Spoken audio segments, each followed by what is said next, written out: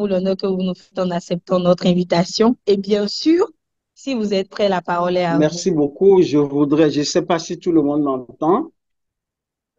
Si c'est le cas, je vais poursuivre. Vous m'entendez très bien? Est-ce que vous me recevez? Oui, oui, on arrive à vous entendre. Oui. Parfait. Merci beaucoup. Donc, c'est un plaisir pour moi de passer cette communication avec le réseau et je vous remercie de l'invitation qui m'a été faite de présenter ce sujet en ce 14 février, qui est le jour qui est mondialement retenu pour la sensibilisation de la communauté, aussi bien des patients que de leurs parents sur les cardiopathies congénitales. Donc, ça a également un intérêt pour les professionnels de santé en termes de formation post-universitaire. Donc, la présentation que je m'en vais vous faire est intitulée Diagnostic cardiovasculaire du nouveau-né. Je ne sais pas si je suis toujours bien reçu. Oui, on vous entend correctement. Parfait, Oui. c'est bon. Donc, pour faire cette présentation, je vous propose le plan qui est affiché. Donc, dans un premier temps, nous allons présenter les différents outils que nous avons pour le diagnostic des anomalies cardiovasculaires du nouveau-né. Ensuite, nous allons aborder la stratégie de dépistage des cardiopathies congénitales critiques Professeur, chez les nouveau-nés. excusez-moi de Oui, vous déranger, mais les diaporamas ne défilent pas. On est toujours au premier au diaporama. premier, oui, mais je les avance. D'accord. Peut-être il y a un retard. Moi aussi, je n'ai que la première diapositive, hein. Donc, je vais On peut peut-être réessayer. repartager. Ah, il faut repartager alors. OK. On peut peut-être repartager, oui. Je fais stop sharing et puis je reprends alors.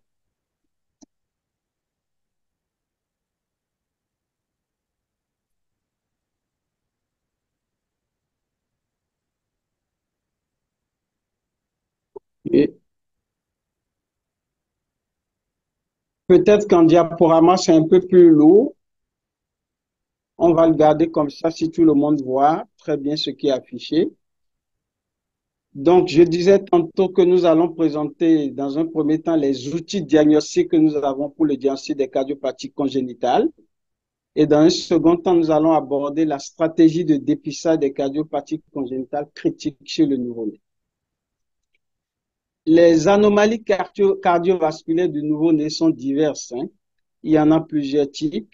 On va distinguer dans un premier temps les cardiopathies congénitales qui sont les plus fréquentes. Ensuite, les troubles du rythme et de la conduction chez le nouveau-né. Et enfin, les cardiopathies acquises d'expression précoce chez le nouveau-né. Et en tête, nous avons les myocardites. Les cardiopathies congénitales sont définies comme des malformations du cœur et ou des gros vaisseaux qui surviennent au cours de la grossesse, où il s'agit de la persistance de structures cardiaques destinées à disparaître après la naissance. Ce sont les affections congénitales les plus fréquentes dans l'espèce humaine et leur incidence en population générale est de 1%, ce qui correspond à 5 à 8 pour 1000 naissances vivantes. Il faut retenir que les cardiopathies congénitales représentent la première cause de décès néonatal non infectieuse et elles peuvent se présenter sous plusieurs formes, notamment les formes critiques qui représentent à elles seules 25% des cardiopathies du nouveau-né. Ces cardiopathies sont d'une importance cruciale à cause de la morbidité élevée, de la mortalité élevée qui leur est associée. Mais quelle est la situation des cardiopathies congénitales actuellement au Bénin? Il faut retenir qu'au Bénin, chaque année, entre 1700 et 2300 nouveaux-nés naissent avec des cardiopathies congénitales, ce qui correspond à une incidence annuelle de 5 pour 1000 naissances vivantes. Les cardiopathies congénitales sur lesquelles nous allons insister au cours de cette présentation représentent des affections qui vont grever le pronostic du nouveau-né ce qui nécessite un diagnostic précoce et une prise en charge le plus souvent rapide. Et pour cette prise en charge, nous disposons d'outils de diagnostic qui sont des outils d'évaluation de routine. Et ces outils d'évaluation de routine sont accessibles à tous les médecins. Quelle que soit la spécialité, on doit pouvoir être capable d'utiliser ces outils. Et nous disposons également d'outils d'évaluation plus spécifiques réservés aux spécialistes de cardiologie. Nous allons terminer, comme je l'avais dit, cette présentation par le dépistage des cardiopathies congénitales critiques. Et ces cardiopathies congénitales critiques doivent être dépistées avant la sortie des maternités. Et ceci est un impératif de santé publique. Nous allons aborder à présent les outils diagnostiques dont nous disposons pour faire le diagnostic d'un enfant suspect de cardiopathie congénitale. Nous allons voir dans un premier temps les outils d'évaluation de routine et comme je l'ai dit, accessibles à tout médecin et ensuite les outils d'évaluation beaucoup plus spécifiques. Les outils d'évaluation d'un nouveau-né suspect de cardiopathie. On ne vous a pas reçu sur la diapo qui vient juste de passer. On ne vous entendait plus du tout. Ah, d'accord. Ça doit être certainement la connexion. Je vais revenir. Plus du tout. Et là aussi, OK. je ne vous entends pas. Oui. Est-ce que vous m'entendez actuellement? Les outils diagnostiques. Oui. Est-ce que c'est bon? Vous me recevez? Je ne vous entends toujours pas. C'est mieux ou pas? Est-ce que vous m'entendez maintenant? Est-ce que la communication passe? Oui, là maintenant on vous entend, oui. Est-ce que donc, vous pourriez peut-être augmenter un peu à 70% l'écran parce qu'on ne voit L'écran, pas oui. aussi? Oui, parce que lorsqu'on passe en mode Oui, c'est bon, on diaporama, peut garder agrandi, oui. c'est bon, tout le monde voit. J'ai Oui, pas mis c'est le bon, on mode voit mieux. diaporama parce que c'est beaucoup plus lourd et ça passe moins bien. Oui, on vous reçoit bien et on voit mieux. Voilà. Donc, je disais tantôt que nous avons des outils de diagnostic pour l'évaluation de routine, adaptés, accessibles à tous les médecins et les outils spécifiques. Nous allons aborder ces outils d'évaluation de routine. Les outils d'évaluation de routine d'un enfant qui est suspect d'une cardiopathie congénitale comportent le recueil de l'histoire médicale, ce qui est classique en médecine. Également l'examen clinique, y compris la mesure de la saturation pulsée en oxygène, l'évaluation électrocardiographique et la radiographie thoracique. Donc, voilà les outils dont nous disposons pour l'évaluation de routine des enfants suspects de cardiopathie congénitale. Pour le recueil des informations médicales, on doit essayer de faire recours obligatoirement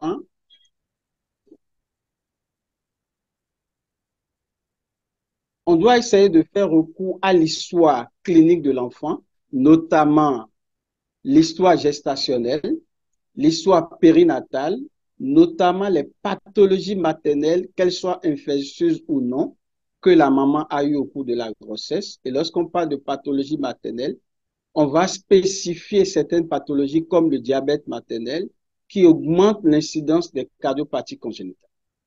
Les maladies maternelles infectieuses aussi, notamment la rubéole congénitale, qui va conduire à une augmentation de l'incidence de certaines cardiopathies congénitales, comme la sténose pulmonaire, comme la sténose des branches pulmonaires et comme la persistance du canal artériel.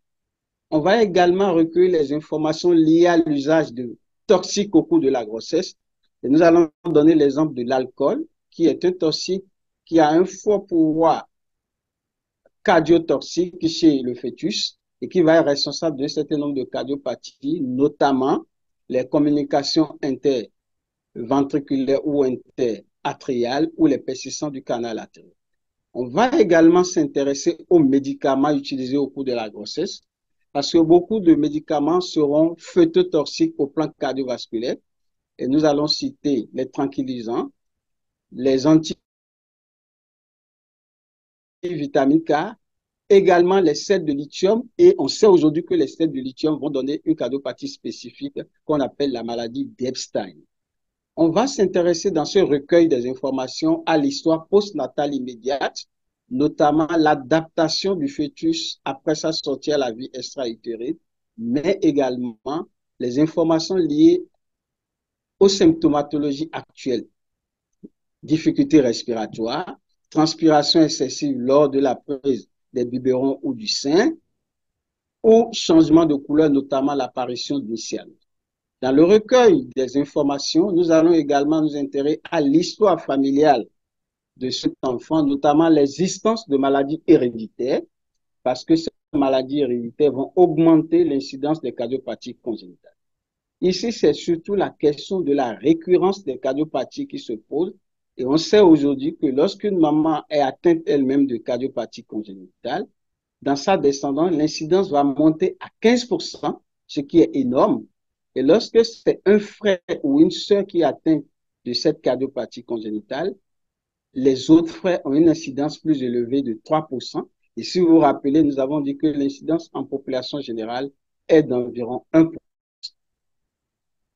Après le recueil des informations essentielles pour le screening, pour le dépistage dans la routine, on va faire l'examen clinique de l'enfant. Et cet examen clinique va prendre en compte l'examen physique, mais également la saturation pulsée en oxygène. Nous allons y revenir dans la stratégie diagnostique des cardiopathies congénitales. L'examen clinique d'un enfant, d'un nouveau-né qui est suspect de cardiopathie congénitale, doit suivre, comme il est de règle en médecine, tous les temps de l'examen clinique adaptés à l'évaluation cardiovasculaire. Donc, à l'inspection, l'apparence générale du nouveau-né est essentielle, son poids, sa taille, les mesures anthropométriques. Le statut respiratoire de cet enfant va être un élément important pour le diagnostic. Est-ce qu'il existe une tachypnée, un tirage ou d'autres signes de lutte? La pâleur cutanée est également essentielle. Cette pâleur cutanée pouvant être le reflet de la vasoconstriction qu'on va rencontrer au cours de l'insuffisance cardiaque ou au cours du choc cardiogénique. On va recueillir à l'inspection également des informations liées à l'hypersudation au cours de l'alimentation, ce qu'on appelle la diaphorèse.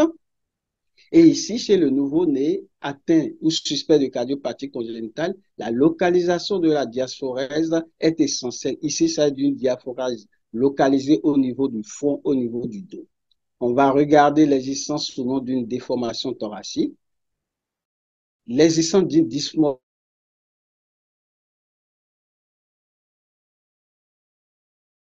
Et le plus important de ces cardiopathies syndromiques, c'est le syndrome de Down ou la trisomie 21 associée à une incidence plus élevée des cardiopathies congénitales, au-delà de 30%. Toujours à l'inspection, on va s'attarder à voir s'il existe une malformation visible des organes. Après l'inspection, bien entendu, on fera la palpation. Et cette palpation au niveau cardiovasculaire va s'intéresser au précordium et au pouls périphérique. Au niveau du précordium, on va essayer de rechercher l'existence ou non d'un hyperdynamisme précordial.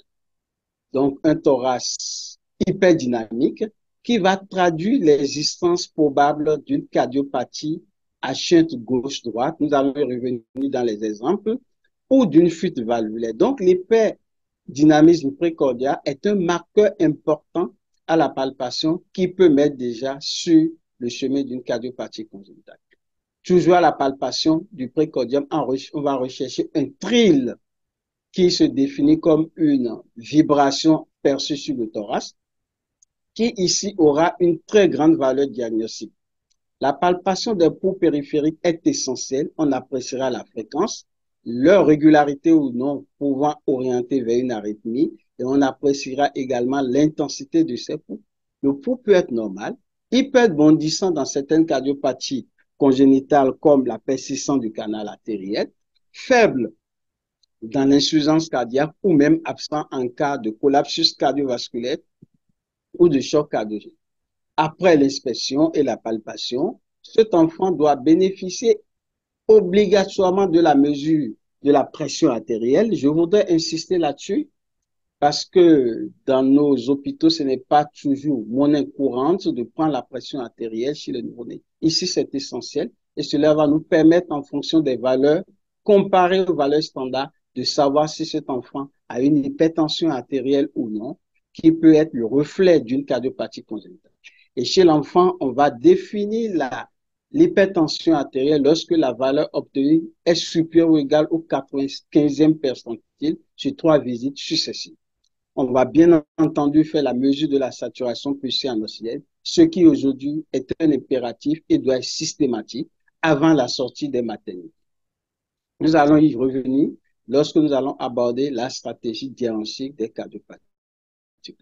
Cet enfant ayant bénéficié de l'inspection, de la palpation, de la mesure de pression artérielle et de la mesure de la saturation pulsée en oxygène, le temps capital qui vient est l'auscultation. Cette auscultation doit être systématique. On va apprécier la fréquence cardiaque, la régularité ou non du rythme cardiaque, les bruits du cœur qui soient normaux ou pathologiques.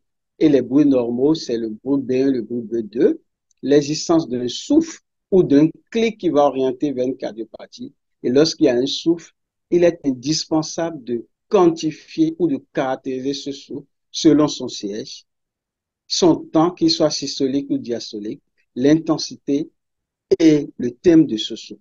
Lorsque cette auscultation cardiovasculaire est bien menée, cela permettra d'obtenir une certitude diagnostique dans l'ordre de 50% pour les shunts cardiovasculaires ou les sténoses valvulaires.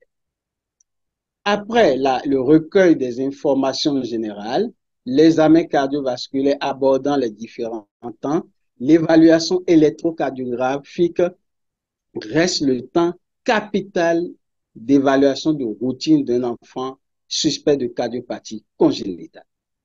Et cet électrocardiogramme réalisé va permettre, selon les différents apports d'interprétation qui existent, de savoir s'il existe ou non une orientation vers une cardiopathie congénitale. On doit pouvoir conclure à la fin de cet électrocardiogramme s'il existe ou non une dilatation des cavités cardiaques, notamment une hypertrophie ventriculaire gauche ou une hypertrophie ventriculaire droite sur la base des différents indices qui existent, ou bien une hypertrophie ventriculaire biventriculaire que nous allons utiliser tout à l'heure dans la stratégie diagnostique. Après l'électrocardiogramme, on va aborder la radiographie pulmonaire.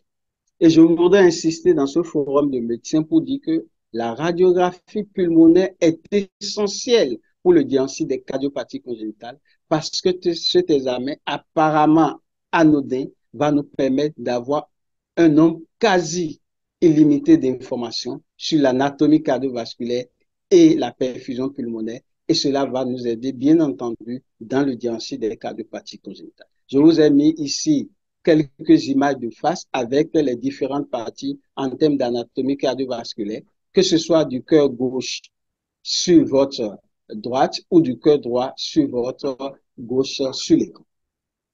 Quelles sont les informations que nous allons recueillir lors de l'évaluation ou de l'interprétation systématique de la radiographie pulmonaire de face? Cette analyse se fait comme sur les 5 doigts de la main. Et comme vous avez vu sur l'image à ma droite, on va apprécier l'aspect des gros vaisseaux, la taille globale du cœur par le calcul de l'indice cardio-thoracique et la taille des différentes cavités cardiaques, la vascularisation pulmonaire qui est essentielle pour juger de la perfusion pulmonaire, la position des gros vaisseaux, mais également l'aspect du parenchyme pulmonaire. À cette étape où nous avons recueilli les informations d'ordre général, nous avons fait l'examen en passant les différents temps, notamment l'inspection, la palpation, l'auscultation et la mesure de la pression artérielle, y compris la mesure de la saturation pulsée en oxygène. Il faut faire une synthèse pour que le médecin, avec l'ensemble de ces informations de routine, puisse avoir une orientation diagnostique. La synthèse de cette évaluation de routine que je vous propose est celle contenue dans cet ouvrage qui est sur l'écran, le Pediatric Cardiology Handbook. Et cette synthèse va prendre en compte les 3 éléments de l'évaluation de routine, notamment la clinique, la présence ou non de cyanose, la cyanose étant entendu être une coloration bleutée des muqueuses et des téguments et qui est liée au fait qu'il y a plus de 5 grammes pour 100 millilitres d'hémoglobine réduite de sang. Et c'est un signe capital qui va être utilisé dans les différents algorithmes que nous allons présenter. L'électrocardiogramme, est-ce qu'il existe une hypertrophie ventriculaire gauche, ventriculaire droite ou biventriculaire? Et enfin, la radiographie pulmonaire qui va nous renseigner sur la perfusion pulmonaire. J'espère que je suis toujours suivi.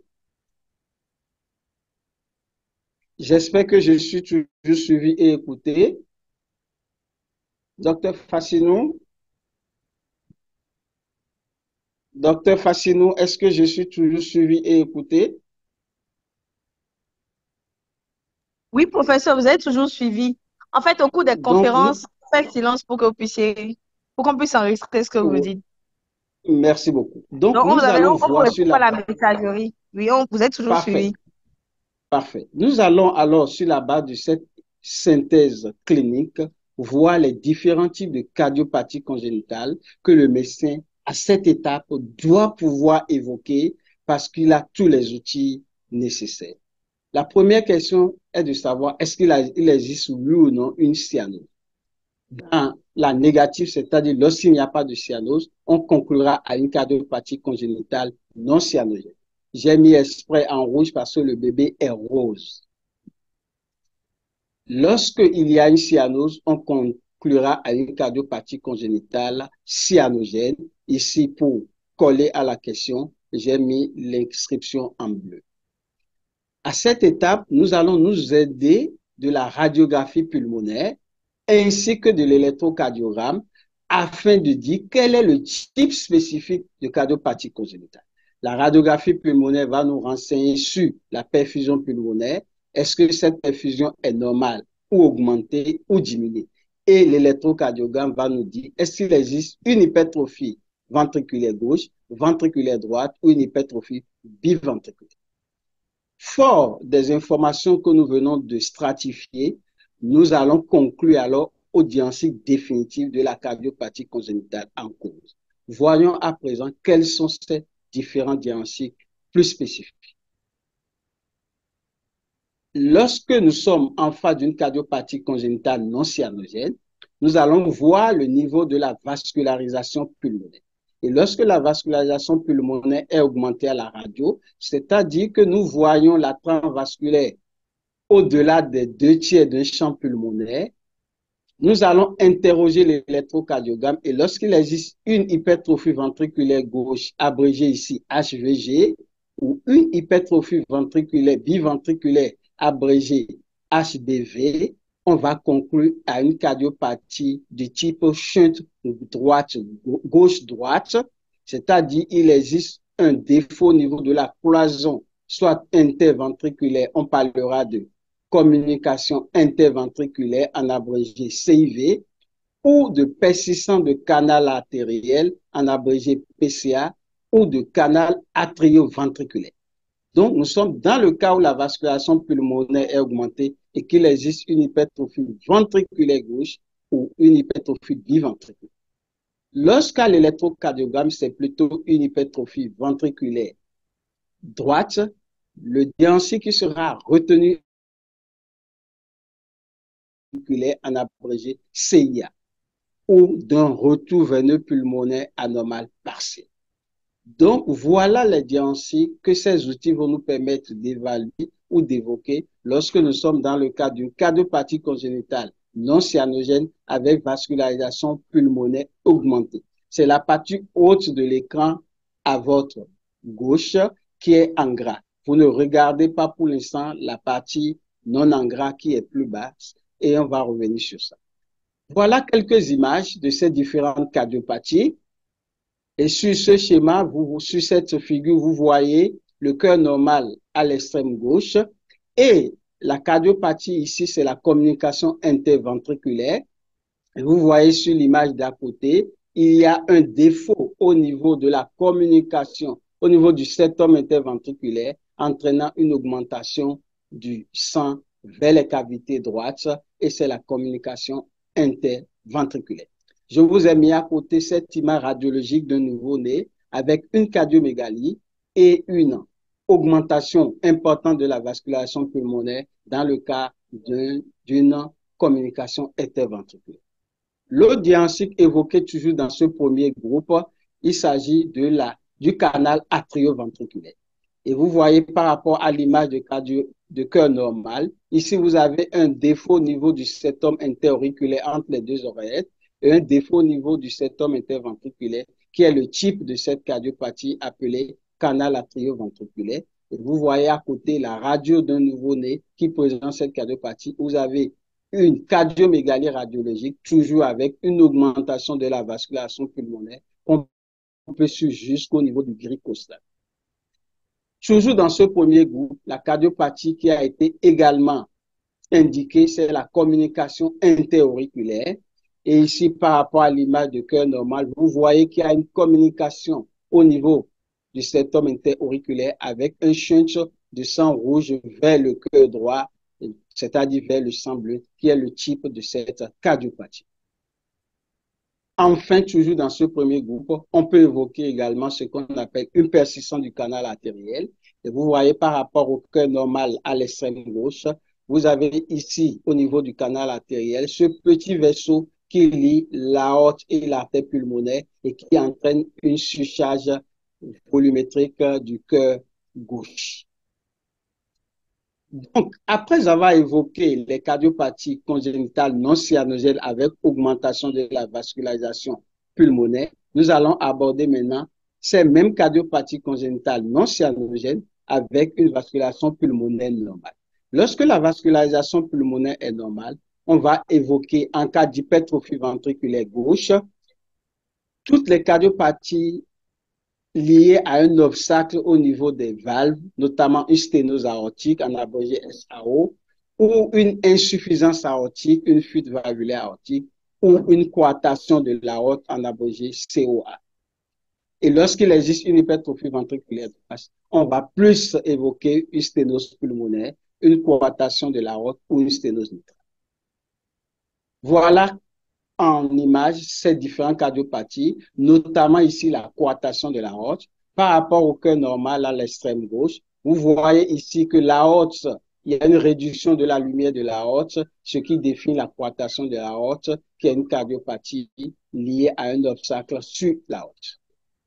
Et ici, vous voyez, je vous ai mis l'image radiologique qui est caractéristique, qui donne en radiographie pulmonaire de face une image en 3 de l'isthme aortique qui signe le diagnostic radiologique de la coartation ischémique de l'aorte.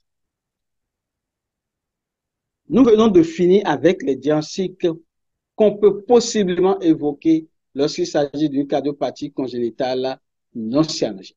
Abordons à présent les cardiopathies congénitales cyanogènes. Les cardiopathies congénitales cyanogènes sont les cardiopathies qui vont s'accompagner d'une cyanose, c'est-à-dire d'une coloration bleutée, comme sur l'image que vous ai mise à l'écran. Et ici, on fera la même démarche. On prendra sa radio, on verra si la vascularisation pulmonaire est augmentée ou abaissée.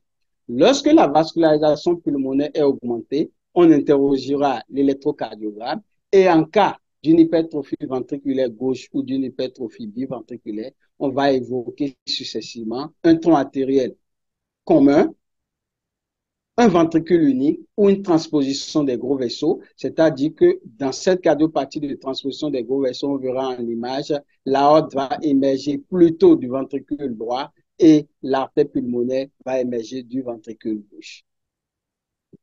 Nous allons voir en image ces différentes cardiopathies et ici, par rapport au cœur normal à l'extrême gauche, vous voyez la cardiopathie appelée tronc artériel commun qui associe une large communication interventriculaire mais un tronc artériel commun, il n'y a pas de division ici entre l'artère pulmonaire et l'aorte. C'est un tronc commun qui vascularise les deux territoires. Ici, nous avons également le ventricule. Vous voyez, contrairement à l'image de cœur normal, nous avons une cavité ventriculaire unique où le sang se mélange. Enfin, cette cardiopathie qui est une urgence vitale néonatale chez le nouveau-né, appelée la transposition des gros vaisseaux, dont le diagnostic est impératif Également ici en image, vous voyez, par rapport au cœur normal, l'aorte va naître plutôt du ventricule droit, donc va apporter du sang désoxygéné, alors que l'artère pulmonaire va naître du ventricule gauche. Et à côté, l'image radiologique ici est caractéristique, donnant l'image d'un œuf posé sur le diaphragme tel que projeté sur l'image. Toujours au cours des cardiopathies congénitales cyanogènes, on peut évoquer ce qu'on appelle ici un retour veineux pulmonaire anormal total, c'est-à-dire que les veines pulmonaires, au lieu d'être drainées dans l'oreille gauche, vont tous revenir au niveau de l'oreille droite dans l'image qui est projetée ici. Et l'aspect radiologique ici que je vous ai présenté est typique. Nous avons le cœur ici qui a un aspect de bonhomme de neige. Il s'agit d'une urgence médicale, diagnostique et thérapeutique qui ne devrait pas attendre pour la prise en charge d'un enfant. Nous avons également évoqué comme cardiopathie congénitale cyanogène, l'hypoplasie du cœur gauche que vous voyez ici, où le ventricule gauche est très petit, ce qui donne une cyanose chez l'enfant, contrairement à l'image de cœur normal à côté. Toujours dans le groupe des cardiopathies congénitales cyanogènes, nous allons toujours faire la même démarche et nous demander si la vascularisation pulmonaire est augmentée ou abaissée. Et lorsque la vascularisation pulmonaire est abaissée, comme la partie en gras, il s'agit des cardiopathies associant un obstacle à l'éjection pulmonaire. Un obstacle à l'éjection pulmonaire. Et le type ici, c'est la tétralogie de Fallot qui va s'accompagner d'une hypertrophie ventriculaire droite. Qu'est-ce que cela nous donne en image ces cardiopathies cyanogènes? Ici, la tétralogie de Fallot va associer, contrairement à l'image de cœur normal ici, une communication interventriculaire, une sténose pulmonaire comme présenté ici, qui fait obstacle à la vascularisation pulmonaire et deux anomalies qui permettent d'avoir la tétrade. Ici à côté, l'aspect radiologique est capital et à la radiographie, vous avez un cœur en sabot tel que imagé et une vascularisation pulmonaire qui est très diminuée avec des poumons qui sont noirs. Il y a une hypovascularisation pulmonaire. On peut avoir différentes formes de cette tétralogie de Fallot allant jusqu'à l'atrésie pulmonaire. Ici, l'atrésie tricuspide, c'est une imperforation de la valve tricuspide qui va donner une cardiopathie cyanogène égale. Toujours parmi les cardiopathies cyanogènes, il peut s'agir d'une atrésie pulmonaire, telle ici où on n'a pas d'artère pulmonaire du tout. Cela donnera également une cyanose chez l'enfant. Nous venons enfin de terminer l'ensemble des cardiopathies qu'on peut évoquer sur la base des outils d'évaluation de routine. Et comme je l'ai dit, ces outils sont à la portée de tout médecin.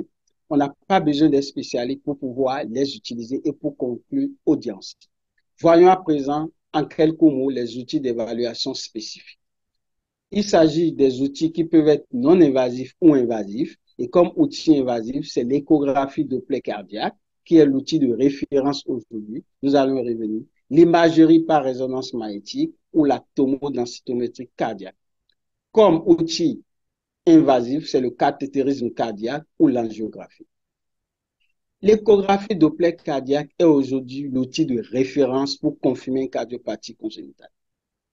Il est peu coûteux et il a un bon rendement. C'est l'outil de référence et il est basé sur l'utilisation des ultrasons. Cet examen, aujourd'hui indispensable, va permettre de confirmer le diagnostic de cardiopathie, d'évaluer l'anatomie cardiaque, la fonction cardiaque, de poser l'indication opératoire et de suivre le patient aussi bien en paix comme en post-opératoire. Cette échographie Doppler cardiaque doit être réalisée dans les normes et les références que nous utilisons sont les références de l'American Society of Echocardiography et de Pediatric and Congenital Heart Disease Council. Ici, j'ai mis quelques images, l'échographe à l'extrême gauche et quelques cardiopathies ici que nous avons diagnostiquées grâce à cet outil. Il est réservé aux médecins entraînés et formés, qu'ils soient cardiologues ou non. Nous allons finir cette communication par la deuxième partie, qui est la stratégie de dépistage des cardiopathies congénitales critiques chez le nouveau-né. Comme le nom l'indique, il s'agit de cardiopathies critiques qui vont conduire très rapidement au décès du nouveau-né. Il est indispensable qu'avec des outils assez simples, on puisse faire le dépistage. Sur le plan historique, il faut retenir qu'il y a plusieurs recommandations et plusieurs décisions qui ont été prises par différentes sociétés savantes, mais surtout des sociétés savantes américaines et le gouvernement américain depuis 2009 avec l'Association des cardiologues américains qui ont sorti une recommandation sur le rôle de l'osymétrie de pouls pour le dépistage des cardiopathies congénitales critiques chez le nouveau-né. Ensuite, en 2011, c'est l'organe gouvernemental HHS qui a approuvé ces recommandations et en 2012, ces recommandations ont été imposées et sont devenues aujourd'hui, qui peuvent être aujourd'hui opposées aux médecins lorsque la saturation n'est pas faite avant la sortie du nouveau-né de l'hôpital. Mais qu'est-ce qui justifie aujourd'hui le dépistage des cardiopathies congénitales critiques du nouveau-né? En effet, ce sont des cardiopathies qui vont nécessiter une prise en charge chirurgicale, que ce soit de la chirurgie cardiovasculaire ou interventionnelle avant leur premier anniversaire. Sinon, le risque de décès est élevé. Ces cardiopathies dites critiques sont nombreuses et représentent 25% de l'ensemble des cardiopathies et sont associées à une morbidité et mortalité très élevée. Enfin, il faut noter que malgré l'échographie prénatale pour le dépistage des cardiopathies congénitales et même l'examen physique que je viens de vous présenter, plus de 25% des enfants qui ont bien sûr une cardiopathie congénitale critique vont sortir de l'hôpital des maternités sans un diagnostic. D'où la nécessité d'avoir des outils simples que tout le monde peut utiliser pour faire le dépistage de ces cardiopathies congénitales critiques. Il faut aussi retenir que la majorité de ces cardiopathies vont s'accompagner d'une hypoxémie, donc d'une désaturation et ou d'une cyanose. Et nous savons la difficulté de reconnaître une cyanose sur une peau de sujet noir. L'outil de référence retenu par les sociétés savantes pour faire ce dépistage avant la sortie des maternités, c'est l'oxymètre de pouls. Donc, c'est la mesure de la saturation pulsée en oxygène qui va permettre de savoir si ou non cet enfant souffre d'une cardiopathie congénitale critique. Comment cela va se faire ou quelles sont les evidence-based medicine, comme on dit? Les evidence-based medicine ont été nombreux durant toutes ces dernières décennies et je les présente ici sans les détailler, qui ont montré le rôle important de la saturométrie dans le dépistage des cardiopathies congénitales. Et aujourd'hui, c'est devenu un outil de référence et ce dépistage peut être opposé à tout médecin qui laisse sortir de la maternité un nouveau-né sans faire ce dépistage en utilisant l'oxymètre de pouls. Mais en pratique, comment ce dépistage se fait? Le protocole que nous utilisons est celui-ci de cette étude présentée en 2015 dans Advances in Pediatry que nous allons passer en revue. Il n'est pas compliqué et ce qu'il faut retenir, c'est que tout nouveau-né à la 24e ou à la 48e heure ou dans tous les cas avant la sortie de la maternité doit bénéficier de la mesure de la saturation en oxygène par un oxymètre de pouls. Et lorsque cette saturation est supérieur ou égal à 95% aux membres supérieurs ou avec une différence de moins de 3% entre le membre supérieur et le membre inférieur, on considère que cet enfant n'a pas de cardiopathie congénitale critique et peut donc sortir de l'hôpital. Donc, il sort, il passe le test. Lorsque la saturation est inférieure à 90%, ça veut dire que l'enfant a échoué au test et doit bénéficier de l'évaluation de la cause de cette baisse en saturation en oxygène. Et la cause que nous redoutons et que nous recherchons ici, ce sont les causes cardiaques que nous allons essayer de rechercher. Enfin, lorsque la saturation est comprise entre 90 et 94%, ou que la différence entre le membre supérieur et le membre inférieur est supérieure à 3%, on va reprendre ce test au bout d'1 heure à 2 heures. Et si l'enfant échoue au test, on doit rechercher la cause avant la sortie de l'hôpital ou lorsqu'il passe le test, on suppose qu'il n'a pas de cardiopathie congénitale critique.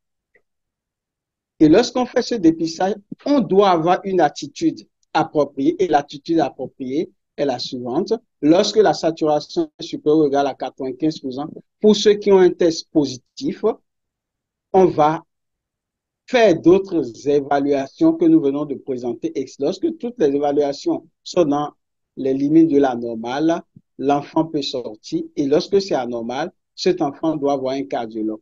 Lorsque la saturation est inférieure strictement à 90%, l'enfant doit être vu dans tous les cas par un cardiopédiatre avant la sortie de l'hôpital.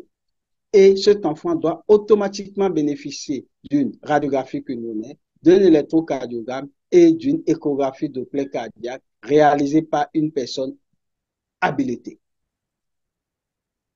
Quelle est la réalité pour finir cette communication d'aujourd'hui? Quelle est la réalité du dépistage des cardiopathies congénitales par saturométrie au Bénin? En 2019, nous avons fait un travail qui a été publié dans ce journal et ce travail consistait à interroger les pédiatres du Bénin sur leur connaissance et la pratique de l'utilisation de la saturométrie pour le dépistage des cardiopathies congénitales. Les résultats que nous avons eus qui sont affichés ici étaient très inquiétants en 2019-2018 et vous voyez ici en encadré au milieu pour la pratique sur les 52 pédiatres interrogés, seuls 19 n'utilisaient pas la saturométrie pour le dépistage des cardiopathies congénitales. Et lorsqu'on s'est interrogé sur combien de pédiatres avaient le protocole approprié, un seul pédiatre avait un protocole approprié pour le dépistage des cardiopathies congénitales. Ces résultats étaient inquiétants. Et l'année qui a suivi, nous avons essayé de voir quel est l'apport au Bénin de la saturométrie pour le dépistage des cardiopathies congénitales. Et les résultats que nous avons eus au cours de cette étude sont des résultats édifiants qui cadrent avec la littérature. Et on voyait que la saturométrie est un test facilement utilisable au Bénin, accepté à plus de 80% par les parents, et que ce test présentait des valeurs prédictives positives et négatives, ainsi qu'une sensibilité et spécificité acceptable. Et cette valeur prédictive négative était de 100%. Cela veut dire que lorsque vous prenez la saturation qui vous dit qu'il n'y a pas de cardiopathie congénitale critique, vous êtes sûr qu'effectivement, il n'y a pas de cardiopathie congénitale critique. Nous allons conclure cette communication d'aujourd'hui, un jour spécifique qui est dédié à la sensibilisation sur les cardiopathies congénitales en retenant des éléments simples. Les anomalies cardiovasculaires sont multiples chez le nouveau-né et sont dominées par les cardiopathies congénitales. Le diagnostic des cardiopathies congénitales se fait en utilisant des outils d'évaluation de le recueil des informations, l'examen, la mesure de la saturation, la radiographie pulmonaire ainsi que l'électrocardiogramme et des outils spécifiques qu'on peut demander aux spécialistes. Et nous retenons aujourd'hui que le screening, le dépistage des cardiopathies congénitales critiques des nouveau-nés est essentiel avant leur sortie de l'hôpital et ce dépistage ne peut se faire que grâce à un seul outil, à savoir la mesure de la saturation pulsée annoncée. Je vous remercie pour votre attention avec les belles images de la lagune de Porto-Novo, lagune où au bord de cette lagune est implanté le CHU Mère Enfant Lagune et le service de référence de cardiopathie congénitale qu'est le service de cardiologie adulte et pédiatrie. Je vous remercie. Merci beaucoup à vous, professeur, pour cet enseignement qui était vraiment riche et intéressant pour nous et qui vient dans le cadre, comme vous l'avez dit, de la commémoration de la Journée internationale pour la sensibilisation sur les cardiopathies congénitales. Nous allons passer rapidement à la deuxième phase de notre conférence, la phase des questions-réponses. Il suffira à tout intervenant de lever la main, de poser sa question. Ça pourrait être une question, ça peut être un apport, ça peut être, pourquoi pas, un partage d'expérience. La parole est à vous, il suffit de lever la main et la parole sera à vous. Merci.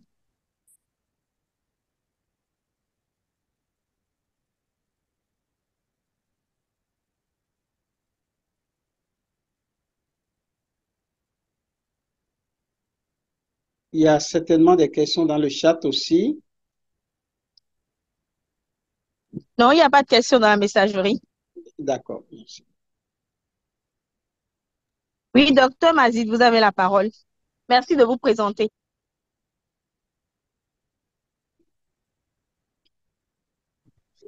Bonjour, je suis Dr. Abdul Majid, je suis médecin spécialisé en République de Guinée et présentement résident en France. Et je remercie de passage le médecin qui a présenté. Et je voudrais savoir, est-ce qu'il y a une prise en charge chirurgicale actuellement au Bénin pour les cardiopathies congénitales, notamment les cardiopathies complexes? Je vous remercie. Docteur, on ne vous entend plus. Je ne sais pas si c'est moi. Votre micro est fermé. Mon micro, non. Vous me recevez?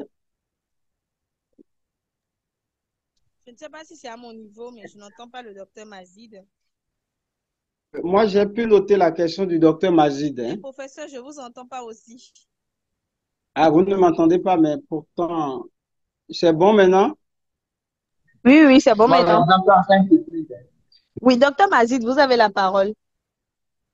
J'ai déjà posé la question à moi, que je la reprends. Et je disais, est-ce qu'il y Non, a une prise en charge? Ah, ok.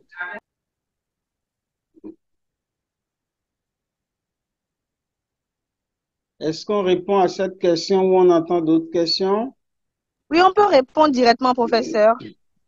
Ok, merci, docteur, pour votre question. Effectivement, c'est une question centrale.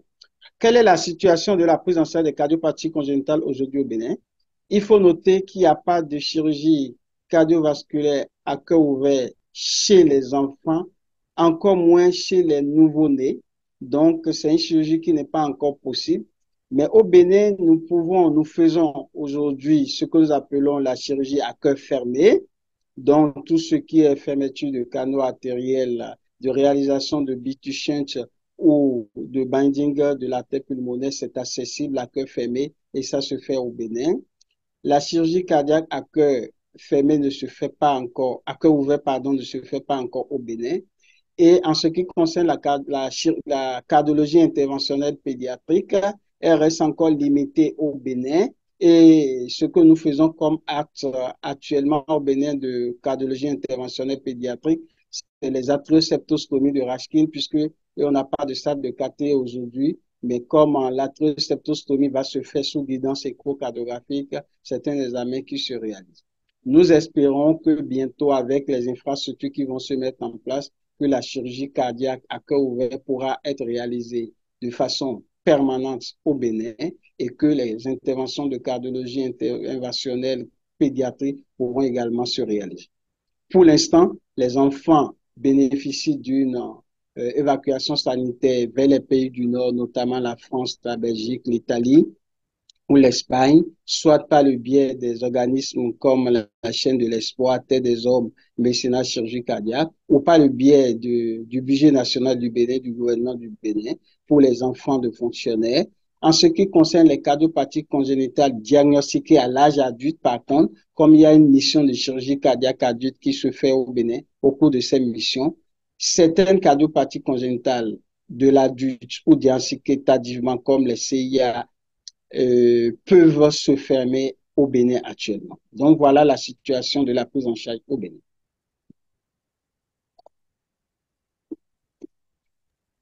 Merci beaucoup, professeur. Je ne sais pas s'il y a d'autres questions actuellement. Docteur Mazid, votre main est toujours levée. Aviez-vous d'autres préoccupations? Bon, je pense que la main a été supprimée. Je ne sais pas s'il y a d'autres préoccupations. S'il n'y a pas de main levée, je vais vous poser une question.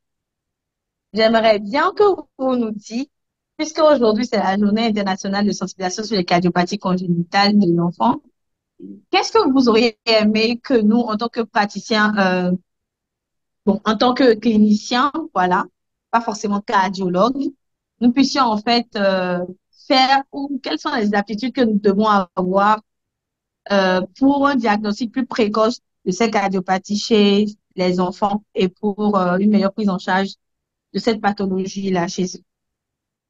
Ok, merci, docteur, pour votre question.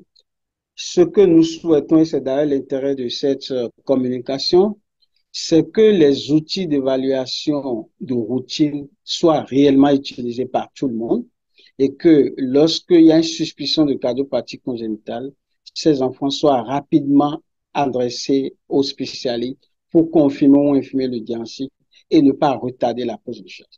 Parce que lorsque la prise en charge est retardée, notamment dans le cas des cardiopathies à chaîne gauche-droite, l'évolution va se faire vers des situations cliniques dramatiques comme les syndromes d'Alzheimer et hypertension artérielle pulmonaire sévère. Et ces enfants ne seront pas opérables, quel que soit le moment où on les voit. On parlera de récusation. Et aujourd'hui, malheureusement, au Bénin, le taux de récusation encore reste élevé au-delà de 13%.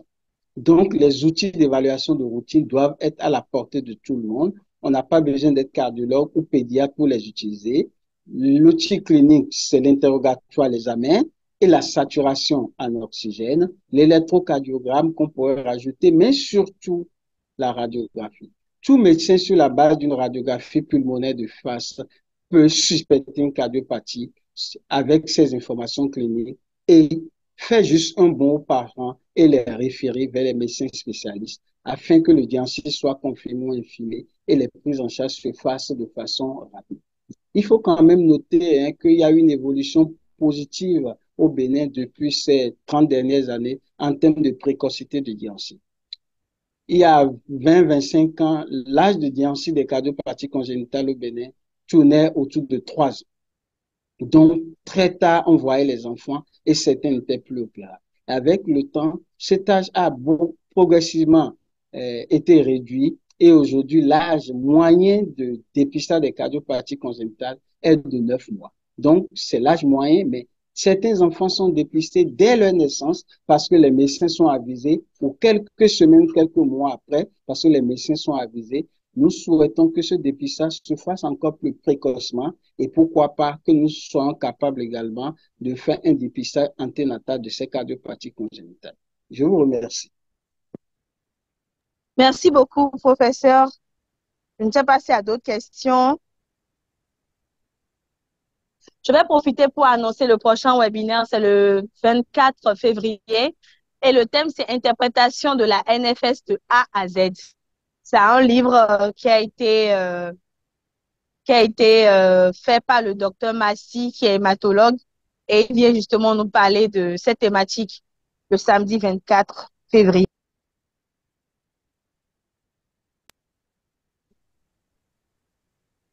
Je pense qu'il n'y a pas d'autres questions. S'il n'y a pas d'autres questions, je vais nous souhaiter bonne soirée.